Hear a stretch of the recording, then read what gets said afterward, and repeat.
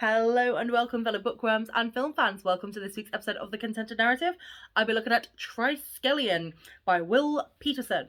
Now, this is a trilogy, and I had this first book since I was in secondary school all those years ago. Let's not say how long ago that was. I'm ripe old age of 30. I know people are probably older and everything, but your back hurts more when you're 30. And so basically, I had the first one for years, and then I was always like, I wonder if anything happened to the characters. And then, I really should start looking on Google a lot more, but about 3-4 years after I read the first one, I realised that it's actually a trilogy, and I got the next two books in the series. So essentially, the first one is you've got these twins that go out to live with their grandmother in like the English countryside because their parents are going through a divorce, and then sort of murder and mystery and mayhem goes forth, and these so Rachel and Adam have unique abilities that start coming out in this little village,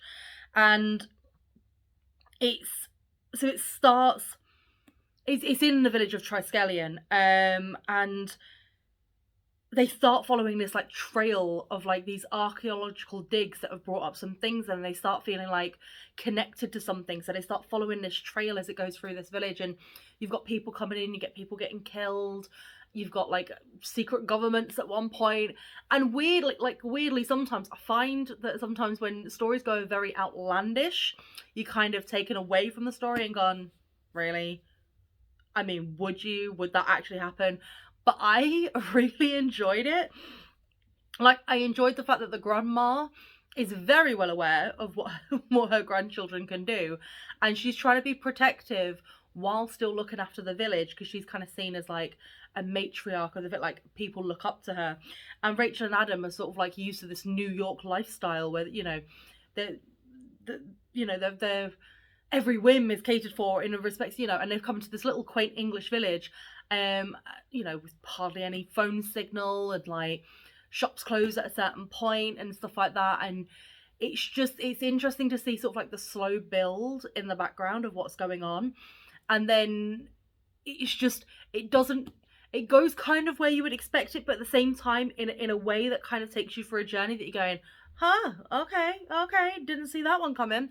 And honestly, I enjoyed it. I loved it when I was in secondary school. I loved it again when I reread it every couple of years or so. It's one that, although it's technically sort of like young adult, I see nothing wrong with that. I mean, I've reviewed kids' books on this show before because I've reread them and gone, do you know what? They're still as lovely today as they are back. And I feel like books, for me, obviously I understand the adult ones having a bit more of like an age rating on them, as it were, because there are some things in the older books geared towards adults that maybe you don't want kids reading. But I don't think at any point you should put an age rating on like young adults and children and stuff like that. Because I love a good young adult book. I find them sometimes more enjoyable than an adult book. So I would definitely, oh yeah, and obviously bees are a big part. And who doesn't love a good bee? But I would definitely say give this book a go. And if you enjoy it as much as I did, read the next two as well. It's the Triskellion series. And honestly, I love the whole trilogy of it. I love the settings, I love the storylines, I love the characters. I feel like the characters don't annoy, like, I find kids sometimes in books and TV shows a little bit annoying, and I'm like, oh my god, really? But they don't bug me. And so I would definitely say give it a go.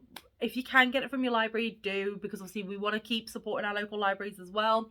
But if you want to download it on your Kindle, if you want to get it as a paperback, just let me know, because honestly, this is such a lovely trilogy. And at least, so although technically the book it kind of concludes its story within the book, but it leaves it open for a trilogy. And that's what I like in books, is, as you are aware, with other ones that I've done like Demon Road. So please leave below in the comments if you agree or disagree with anything that I'm saying. Let me know if you have given this book a go and what you thought of it. And thank you for your continued support. And remember to always keep it contento.